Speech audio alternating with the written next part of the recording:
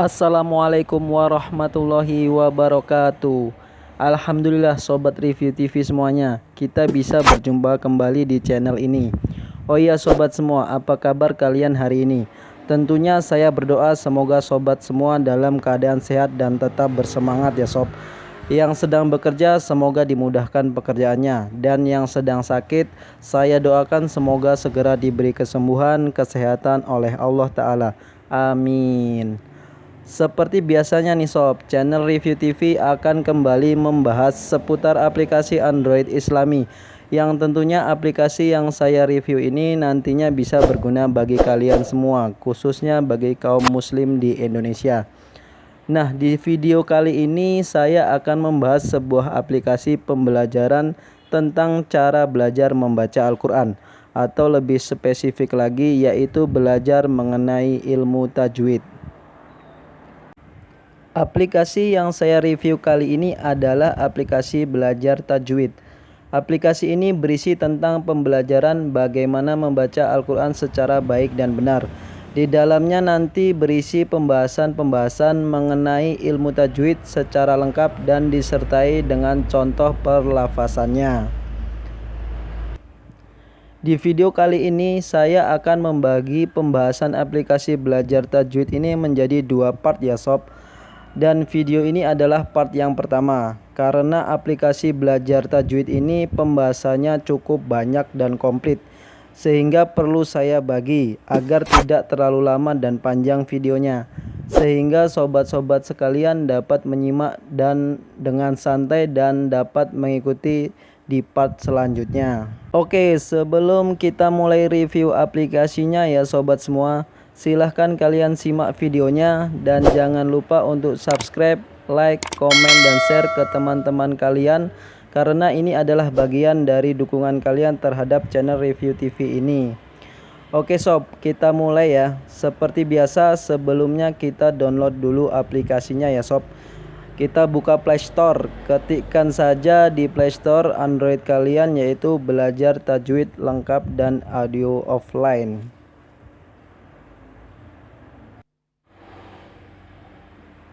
Untuk ukuran aplikasi ini cukup kecil ya sob, hanya sekitar 11 MB, dan aplikasi ini 100% offline. Jadi nantinya setelah download kita tidak perlu lagi menggunakan koneksi internet untuk menggunakan aplikasi ini. Sembari kita menunggu downloadannya selesai, Review TV kembali mengingatkan ya sob, untuk terus mendukung channel ini dengan cara tekan tombol subscribe, like, share, dan komen yang menarik serta mendukung ya sob. Ini semua adalah bagian dari dukungan kalian semua terhadap channel Review TV ini sob. Oke, ini dia aplikasinya ya sob. Untuk desain tampilannya cukup atraktif, simple, dan mudah digunakan. Fitur aplikasi ini diantaranya ada pembahasan tajwid secara lengkap, terus teks Arabnya jelas, ada fitur zoom setiap halaman, audio MP3 full offline ya sob. Nah, dia ada juga fitur blok, copy, dan paste. Jadi bisa kita share ke teman-teman kita juga sob. Terus audio di setiap contoh lafaznya, suara audio juga jernih dan berkualitas. Ada play, pause mode, dan playback audio. Dan yang pasti ini full offline ya sob. Oke, kita mulai dari yang nomor 1 ya sob, yaitu huruf hijaiyah. Nah, di huruf hijaiyah ini mungkin kita semua udah pada paham ya sob. Ini yaitu huruf-huruf yang ada di dalam Al-Quran ya sob.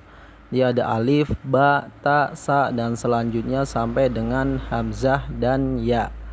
Nah, di sini kita pasti udah pada belajar sih ya sob ya.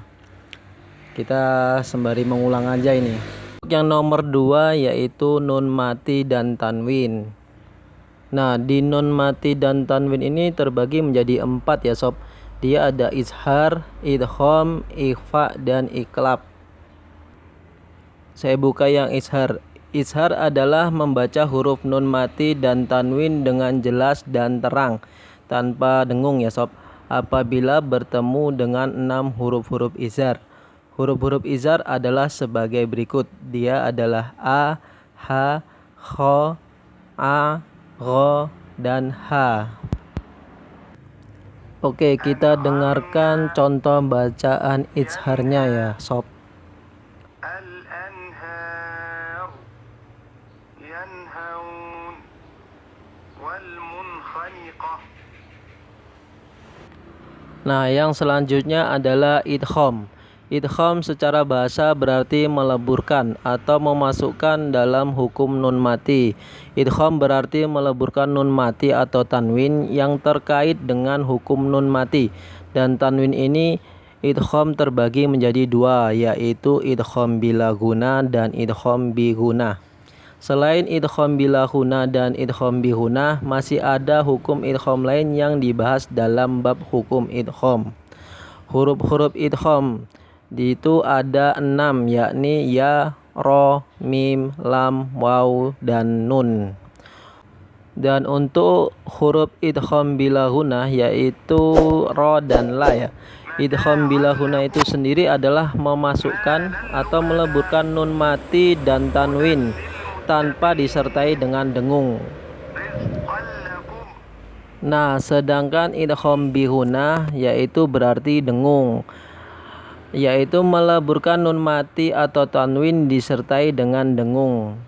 Nah, terjadi jika nun mati atau tanwin bertemu dengan huruf idgham, kecuali huruf idgham bila guna tentunya ya, ra dan lam. Nah, sekarang kita dengarkan contoh bunyinya idgham bi guna ya, sob.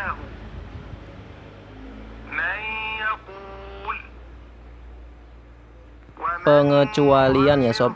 Jika nun mati dan tanwin bertemu dengan huruf idgham dalam satu kata, maka hal ini dibaca jelas.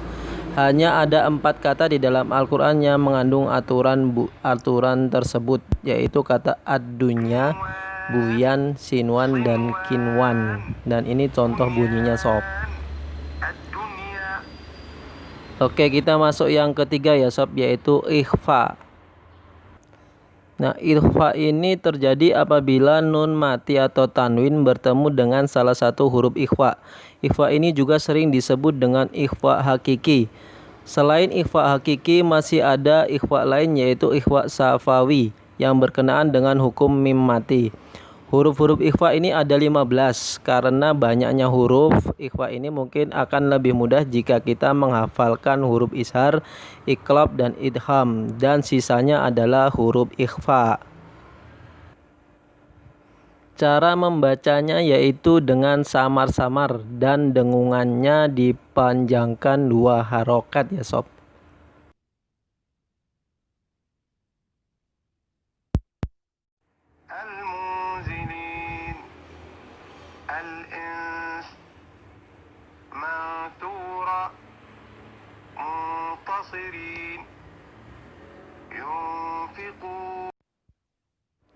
Dan yang terakhir yaitu nomor 4 adalah iqlab.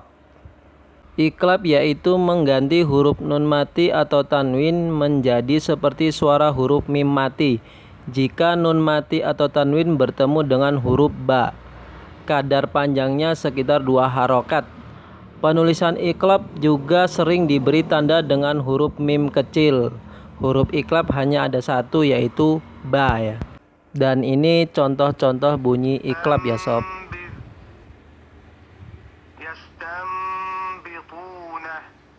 Oke, sekarang kita masuk yang ketiga ya, sob, yaitu mim mati.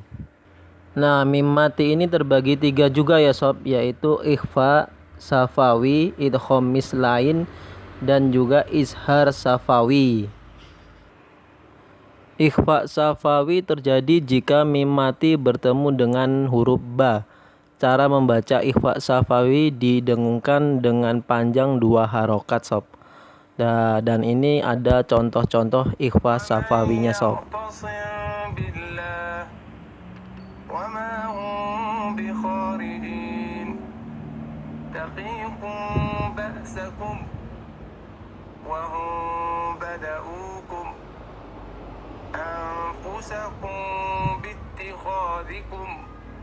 Yang kedua adalah idgham mislain.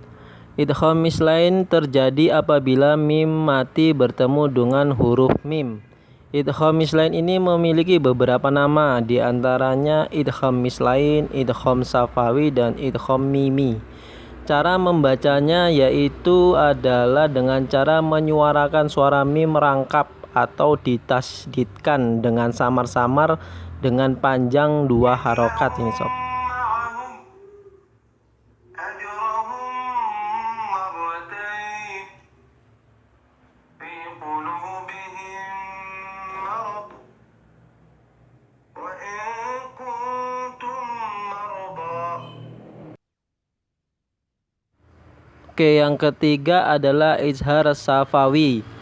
Izhar safawi apabila mim sukun atau mati bertemu dengan semua huruf hijaiyah kecuali mim dan ba. Izhar safawi dibaca dengan jelas dan tanpa dengung. أموالهم حق أم جعلوا كأمثال لعلكم تتقون. Kita masuk ke nomor 4 ya sob, yaitu hukum idgham. Nah, yang pertama yaitu idgham mutamatsilain, yang kedua idgham mutajanisain, dan yang ketiga idgham mutaqaribain. Idgham mutamatsilain yaitu pertemuan huruf mati atau bersukun dengan huruf yang sama yang berharokat. Pengecualian pada pertemuan-pertemuan huruf berikut ini, misalnya mim sukun dan mim berharokat. Mislan ya, idgham mislan atau dengung. Nun sukun dan nun berharokat, itu idgham bihunah, dengung. Dan huruf-huruf mat ya dibaca panjang sebagaimana mestinya hukum mat. أقول لك اذهب وقد دخلوا لم تستطع عليه يدرككم. Selanjutnya adalah idgham mutajanisain. Idgham ini adalah pertemuan 2 huruf yang berbeda namun sama makhrajnya atau tempat keluarnya suara, seperti huruf-huruf berikut: to, da, ta, dho, za, sha, mim, ba. Nah, أحط بسط عبدتم كد عقدتم وقالت طائفة. dan yang ketiga adalah idgham mutaqaribain. Idgham ini adalah pertemuan 2 huruf yang hampir sama makhrajnya namun berbeda sifatnya, yaitu pada huruf qa dan ka dan la dan ro. Cara membacanya yaitu adalah dengan mengabaikan huruf pertama dan membaca huruf kedua secara bertasdid. أدخلني Sekarang kita masuk ke nomor 5 yaitu hukum mat. Nah, di hukum mat ini dia banyak sekali ya sob, pembagiannya ada sekitar 15 poin. Nah, yang pertama mat asli atau mat tabi'i. Yang kedua mat wajib mutasil, yang ketiga mat jaiz munfasil, yang keempat mat lin, yang kelima mat badal, keenam mat tamkin, ketujuh mat iwat, 8 mat arid li sukun, 9 mat far, 10 mat silah qasirah, 11 mat silah tawilah, 12 mat lazim mutaqal kalimi, 13 mat lazim mukafaf kalimi, 14 mat lazim mutaqaf harfi, dan yang ke-15 mat lazim mukafaf harfi. Nah, yang pertama mat asli atau mat tabi'i. Mat asli atau mat tabi'i adalah memanjangkan bacaan dikarenakan adanya huruf mat, yaitu alif, waw, dan ya, dan tidak ada sebab yang dapat mengubah keasliannya. Mat asli ini dibaca panjang sepanjang 2 harokat ya sob. كلمات تبدون. Yang kedua adalah mat wajib mutasil. Mat wajib mutasil ini terjadi apabila mat asli atau mat tabi'i bertemu dengan huruf hamzah dalam satu kata. Cara membaca mad wajib mutasil adalah mad dipanjangkan menjadi 4 atau 5 harokat. هنيئا تبوء. Selanjutnya adalah mad jaiz munfasil. Mad jaiz munfasil terjadi apabila mad asli atau mad tabi'i bertemu dengan huruf hamzah dalam dua kata. Cara membacanya yaitu adalah mad dipanjangkan menjadi 4 atau 5 harokat. أعطيناك إنا أنزلناه وما أدراك ولا أنتم. Oke, sekarang kita buka yang mad lin ya sob. Nah, mad lin ini adalah mad lin atau mad layin terjadi di huruf berbaris atas fathah dan domah bertemu dengan huruf ya atau waw ya bertanda sukun, sedangkan di depannya lagi ada satu huruf lagi yang dimatikan karena wakof atau berhenti. Atau dalam bahasa penjelasan yang mudah adalah bacaan miring lin bertemu satu huruf yang dimatikan karena wakof. Yang dimaksud bacaan miring atau lin ini adalah bacaan yang berbunyi seperti ai, fathah bertemu ya, au, fathah bertemu waw. Mad lin atau mad layin terjadi hanya jika berhenti atau karena wakof.